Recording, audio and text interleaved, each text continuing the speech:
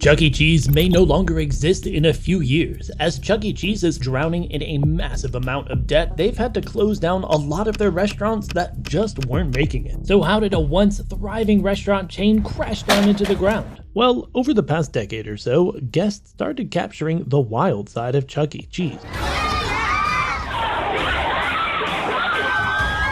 Chuck E. Cheese offered some of the most entertaining bare-knuckle brawls outside of the MMA.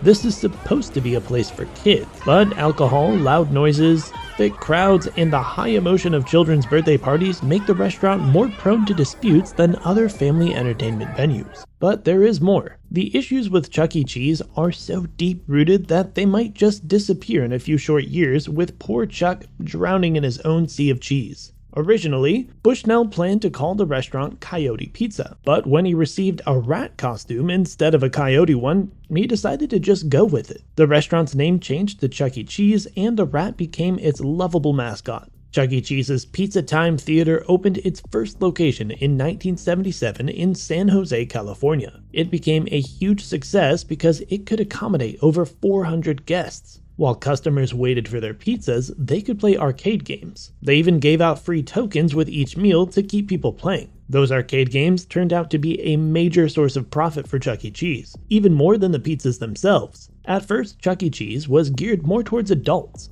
with a cigar-smoking, Jersey-accented character. Alright, but first let's get the actual birthday person to stand up here. But soon they realized that kids were the ones who truly enjoyed the animatronic animals. The problem was that as time went on, their success attracted imitators. There was Captain Andy Rivertown Restaurants, Major Magic's All-Star Pizza, Gigglebees, Pizza Planet, and much more. But the Chuck E. Cheese's toughest competitor was another restaurant called Showbiz Pizza. They were the antagonist of the Chuck E. Cheese story, made by a businessman named Robert Brock, who was about to sign a contract to open 200 Chuck E. Cheese locations, but up canceling the deal, and instead he made his own restaurant chain called Showbiz Pizza. They had an impressive animatronics and band called Rockafire Explosion.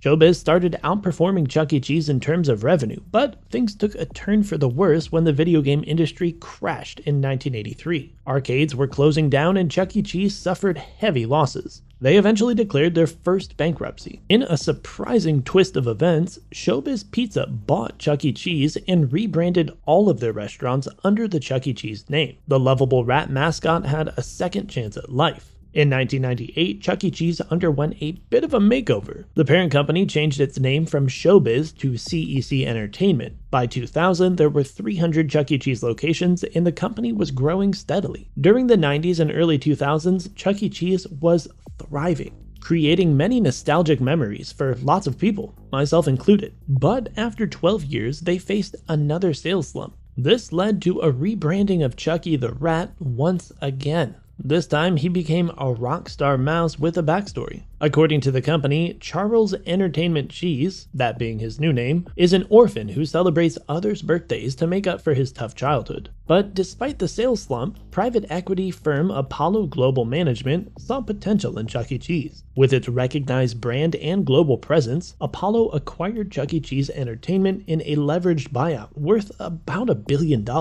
However, this acquisition burdened Chuck E. Cheese with a significant amount of debt. Chuck E. Cheese already had various expenses, such as rent for their locations, costly arcade games, and the maintenance of animatronics. The company has reported losses in 5 out of the 6 years since the acquisition. Similar private equity buyouts have contributed to the downfall of other companies, like Toys R Us, Gymboree, and Payless Shoe Stores. To address their debt, Chuck E. Cheese attempted revamps, including retiring the animatronics, adding an interactive dance floor, redesigning the restaurant, and replacing the traditional gold tokens with a Play Pass card. However, their operating income continued to decline. A planned reverse merger in 2019 aimed to alleviate their debt, but it didn't materialize. And things only got worse when YouTuber Shane Dawson posted a video circulating rumors about Chuck E. Cheese recycling its pizza. Well, Shane kind of triggered a social media debate. Soon, pictures started circulating online and a wild conspiracy theory emerged. People were claiming that Chuck E. Cheese was recycling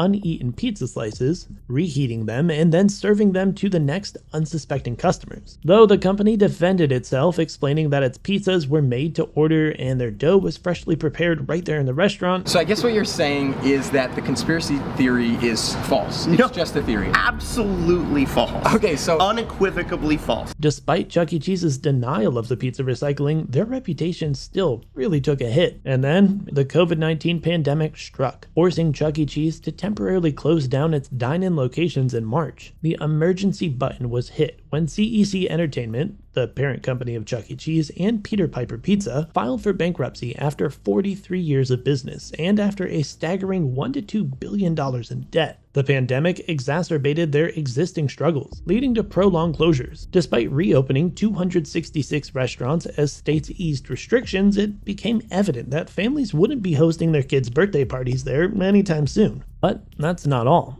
The company came up with a short-term idea to rebrand itself. They temporarily rebranded themselves as Pascal's Pizza and Wings on food delivery apps like Grubhub and Uber Eats. It was a way to operate ghost kitchens inside their closed locations and generate extra income by offering takeout. They changed their name to make it more appealing because, well, let's be honest, who'd be willing to order takeout from Chuck E. Cheese? Although franchisees were just trying to make ends meet, the company faced some negative publicity for this move. The financial hurdles and the pandemic were the final nails in the coffin for Chuck E. Cheese. It's just sad how analysts are predicting the extinction of Chuck E. Cheese within the next 5 years. That's all we have for this video, so let me know in the comments what you think about Chuck E. Cheese.